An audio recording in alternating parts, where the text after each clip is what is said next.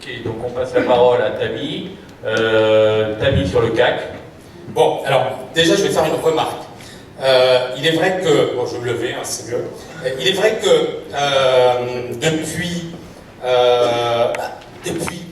2010, les marchés n'ont fait que progresser. D'accord? Et ce qui est étonnant, c'est qu'effectivement, on nous a annoncé plein de nouvelles très négatives. Le consensus était baissé, on a parlé de récession. Il y a une récession, il y a effectivement une situation économique très difficile et les marchés n'ont fait que progresser. Hier, alors je ne sais pas si elle est là, elle dirige une société de bourse à Casablanca. Mouna, non, elle n'est pas là. Bon, elle dirige une société de bourse à Casablanca, elle me dit, bon, la bourse à Casablanca n'est pas au top. La croissance au Maroc, elle est de 4%, plus de 4%. Et la bourse marocaine n'a fait que baisser.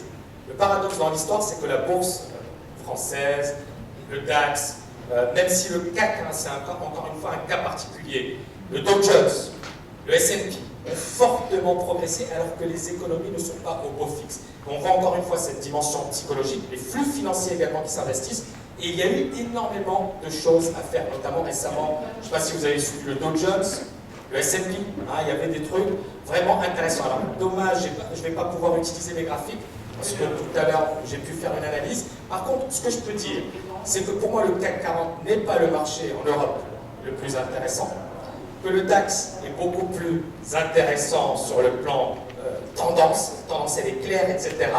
Vous avez vu tout à l'heure, pour ceux qui ont assisté à la conférence, la tendance, les indicateurs techniques, tout est parfait. Qu'est-ce qui me dérange avec le DAX? Eh bien, c'est qu'on est autour des plus hauts historiques. Qu'est-ce qui me dérange avec le Dow Jones? Plus haut historique. Qu'est-ce qui me dérange avec le S&P? Plus haut historique. Donc, la tendance de fond, elle est clairement haussière. Le marché, pour l'instant, il faut continuer à le travailler à la hausse. Le problème, c'est qu'autour, c'est plus haut, on ne va pas les casser comme ça. Ça va prendre du temps. On peut avoir une correction, d'accord? Et on peut effectivement avoir un retournement de situation. Parler d'un retournement de marché, d'un crack, pourquoi pas, on en parle depuis pas mal de temps, on n'en a pas encore eu, donc c'est ça le danger, c'est-à-dire depuis 2-3 ans on nous parle de crack, on n'en a pas encore vu, hein, les marchés n'ont fait que progresser, premièrement. Deuxièmement, il faut que les indicateurs, moi j'utilise beaucoup le RSI, etc., se retournent. Pour l'instant, je n'ai aucun signal dans ce sens. Peut-être que la semaine prochaine, dans 2 semaines, ce sera autre chose. Pour l'instant, j'attends quoi? Je n'ai rien dans ce sens. Le seul truc, c'est qu'on est autour des plus hauts. Donc les marchés, effectivement, le potentiel est limité. Il est vrai qu'effectivement, on a eu ces flux, on a eu cette hausse. Là, on est autour d'un moment charnière. Donc, encore une fois, la question qui se pose, c'est est-ce qu'il faut se positionner maintenant? Non. Est-ce qu'il faut vendre? Non.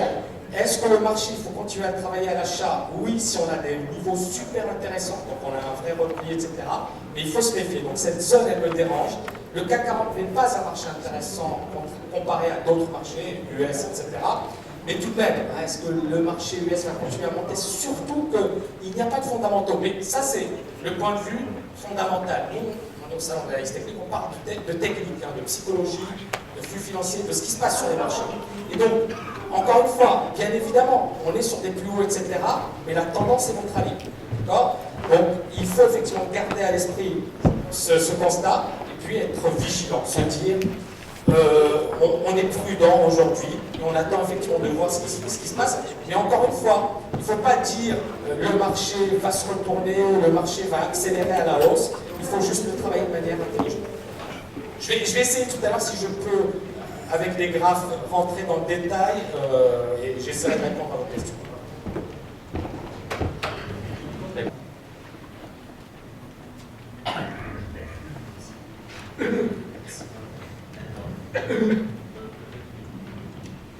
En fait, bon, moi je suis pas, et c'est là où c'est pas évident, parce que, bon, il faut se mouiller, d'accord? On va essayer de se mouiller, mais se mouiller, il faut savoir se mouiller au bon moment.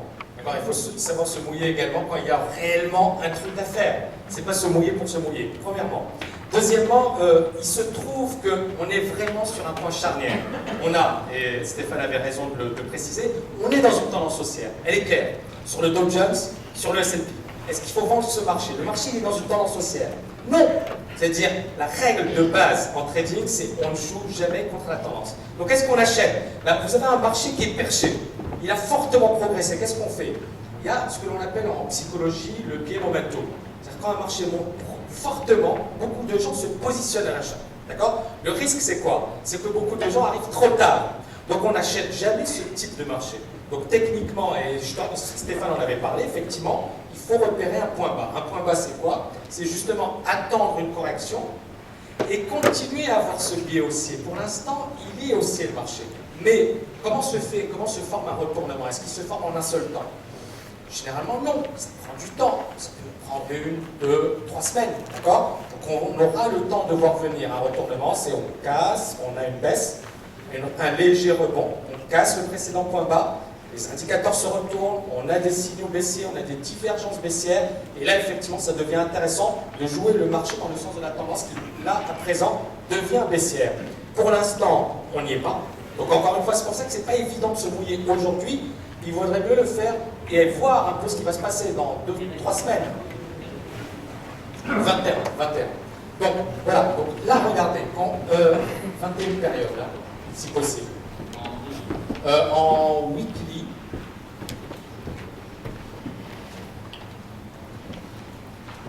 c'est ça? Donc ça me permettrait effectivement de donner mon avis. Voilà. Donc quand vous regardez, là je vais utiliser le pointeur, je pense que ce serait intéressant. Regardez. Ouais. Donc on voit bien, et pour ceux qui ont assisté à la conférence de tout à l'heure, le Dow Jones il est dans une tendance haussière. Point. D'accord? On a fait des points bas, on est dans une tendance haussière, on n'a aucun signal vendeur. Donc vous voyez ici par exemple le RSI, 50%, la zone de neutralité, on vient se poser sur. On progresse, on décline, on vient se poser sur cette zone. Là le RSI est là. Est-ce que ça va continuer à monter? On est bien d'accord qu'on est suracheté. Donc au moins attendre une consolidation. Mais la consolidation, est-ce qu'elle vaut le coup d'être jouée en scalping à court terme? Ok, d'accord, on peut jouer le marché dans un sens vendeur, mais on est dans du court terme, on n'est pas dans une tendance de fond. D'accord, on va jouer un mouvement court. Puis, et donc vous voyez le marché est caché, on est sur des plus hauts historiques. Très difficile pour un marché de casser et de progresser de la sorte. Donc on a fortement progressé. Donc le minimum à attendre pour se positionner sur le Dow Jones à l'achat, c'est d'avoir un retour sur la zone des 1470, d'accord? Ça c'est le minimum souhaitable. D'avoir un RSI qui vient consolider, donc autour de la zone des 50, il faudrait effectivement avoir une belle consolidation, donc on peut avoir un effritement du Dow Jones ou une vraie baisse franche, et ensuite envisager éventuellement, si on a des points d'entrée intéressants, un achat. Pour l'instant, on n'y est pas. Le vendre, ben, c'est anticiper encore une fois un retournement, alors que c'est un super marché bullish. Et rappelez-vous, hein, moi récemment, regardez, le marché pendant 1, 2, 3, 4, 5 semaines, qui fait du surplace. On a eu un marché qui a consolidé. Est-ce que ça vaut le coup d'anticiper un timing alors qu'on n'a rien? Non. Attendre que le marché nous donne des niveaux. Pour l'instant, on n'a rien. Donc on a une consolidation, on progresse. Donc attendre au moins la cassure des 1500, attendre un retournement pour considérer le marché comme vendeur. Donc ça c'est pour le Dow Jones. J'ai envie d'analyser l'euro. Mais pardon, c'est bon, c'est pas grave. J'ai envie d'analyser l'euro-dollar et l'euro yen. Et le dollar yen. Rapidement. Et le gold, c'est intéressant. Rapidement, hein, c'est juste pour se mouiller un peu. Non, mais tu veux les indicateurs aussi? Non, c'est pas une obligation. Donc l'euro-dollar, la weekly daily si possible. Voilà, donc l'euro-dollar, c'est super. Donc l'euro-dollar, on voit bien qu'on est dans un gros range, d'accord? Le marché qui corrige, mais on est dans un gros range en mensuel, sur une période longue. Donc effectivement, le marché peut glisser un petit peu, d'accord? Il n'y a aucun problème. Donc sur ce point-là, il n'y a pas de problème. Sur une base daily, on est, donc pour ceux qui ont assisté à la conférence de tout à l'heure, on est autour d'un point charnière. Si on casse, effectivement, le marché peut encore baisser. Et donc effectivement, moi, ça ne me dérange pas. Et ça, c'est horaire? Ça, c'est daily, pardon. D'accord, bon. Ok, donc hebdomadaire, donc on voit effectivement qu'on est autour de niveau charnière, on est autour de support, donc effectivement ça c'est problématique. Et on avait vu, donc pour ceux qui ont assisté à la conférence, les indicateurs techniques n'étaient pas très beaux, et par contre sur du daily, bah, la tendance elle s'est quand même retournée, et c'est ça ce qui me dérange un peu. Et donc, l'idée c'est quoi? Et ça c'est important, c'est que quand vous avez un marché qui n'est pas super beau, d'accord? N'allez pas sur ce marché, recherchez les marchés qui sont les plus intéressants, les plus clairs, les plus lisibles. D'accord? Et en ce qui concerne les marchés les plus lisibles ces derniers temps, c'était les parités contre yen. l'euro-yen, le dollar-yen. D'accord, ils étaient magnifiques. Et donc, j'aimerais bien avoir le dollar-yen ou le gold. Au choix. Voilà, juste, voilà. Et le gold, on va faire un petit truc. Donc, le gold. Bon, le gold, je peux donner mon avis rapidement, pour ceux qui ont assisté, pour ne pas faire trop long. Le gold, on a vu qu'on était sur un niveau super intéressant, mais que sur une base jour, le marché était baissier. Et donc, encore une fois, vous voyez, là, on est vraiment à un point charnière. Le gold est baissier. Les indices sont haussiers. D'accord? Et donc là, si par exemple, on a une divergence qui se valide sur le gold, à la hausse, c'est clair que ça va avoir un impact sur les indices. On aura effectivement poussé à la baisse. Pour l'instant, on n'y est pas. Donc le gold, il est toujours baissier. Donc, première chose pour shorter les indices, c'est au moins d'avoir déjà ce dont je vous avais parlé, des indicateurs qui se retournent, on casse des niveaux, etc. Ça ne suffit pas. Et avoir également peut-être un relais de la part du gold. Pour l'instant, le gold, il est baissier. Donc effectivement, ça donne également une information. Okay, et voilà. Et sur l'euro-yen, etc., le dollar-yen, j'en avais parlé tout à l'heure, donc rapidement, on est toujours dans une tendance haussière. Les marchés ont fortement poussé. Donc encore une fois, on va probablement avoir une consolidation dans les jours qui viennent, ce qui est tout à fait normal. Donc l'idée, c'est est-ce que le marché va se retourner? Pour l'instant, on n'y est pas. D'accord? Donc on est toujours à rechercher des points bas dans un marché haussier. Mais si on casse ces niveaux charnières, on aura le temps de le voir. Et il n'y a pas urgence. Pour l'instant, il n'y a pas de feu. On aura tout. Effectivement, tout va se mettre en place. Pour l'instant, c'est trop tôt pour le dire. Effectivement, si on casse ces niveaux charnières, il ne faut pas, comment dirais-je, éliminer le scénario de vente, même si on a des divergences majeures en monthly. Sur le dollar-yen, pour ceux qui ont assisté ce matin à la conférence, cet après-midi à la conférence, on a des divergences majeures sur une base mensuelle. D'accord? Et ça, c'est quand même un signal extrêmement puissant sur le dollar-yen. Et sachant qu'on avait beaucoup baissé et qu'il y a un gros potentiel. Et ça, c'est un marché qui, à mon sens, est intéressant à trader. Pourquoi? Parce que c'est un marché qui bouge. Il faut éviter effectivement les marchés. Moi, je suis désolé, je sais qu'il y a des spécialistes du CAC 40, mais il faut éviter effectivement les marchés qui font du surplace, qui ne sont pas beaux, etc. Mais je respecte parce que chacun a sa spécialité. Par contre, je privilégie les marchés les plus intéressants, visuellement, techniquement, etc. Les marchés les plus difficiles sont souvent les marchés, effectivement, où il est difficile de réaliser des trucs.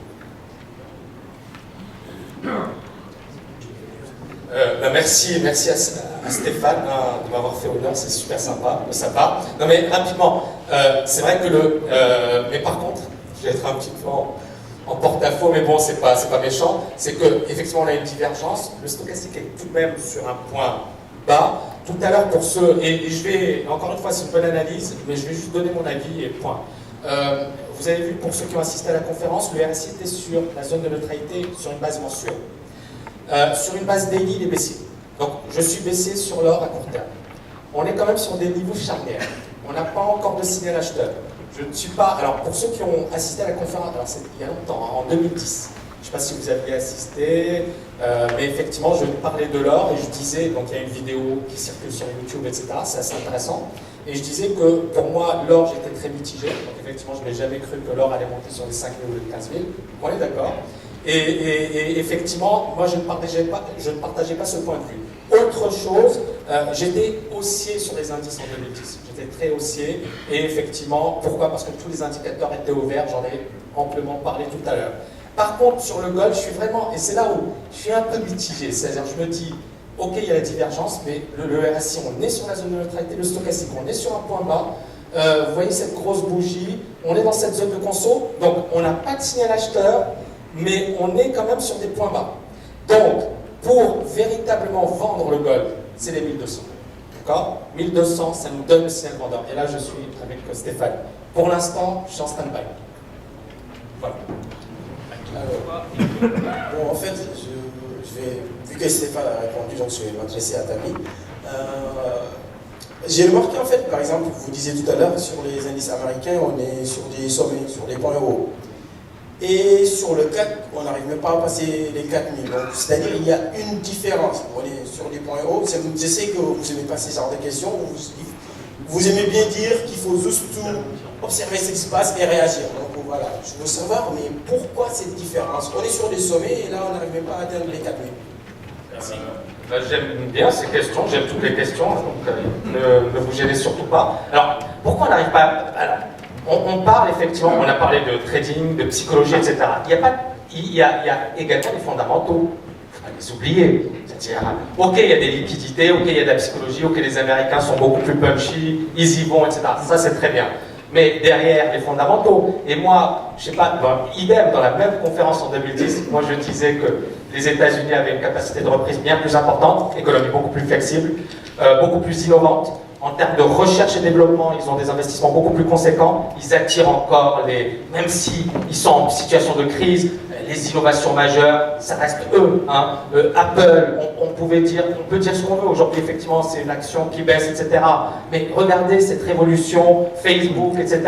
Il y a pas mal de choses qui viennent des États-Unis, la Silicon Valley, etc. Ça reste une région extrêmement dynamique. Et on voit bien que ils ont tout de même mis en place des politiques dynamiques, agressives, que ce soit sur le plan de la politique monétaire, mais également le monde de l'entreprise. Et quand on compare la France aux États-Unis, on s'aperçoit qu'en France, c'est tout l'inverse, malheureusement.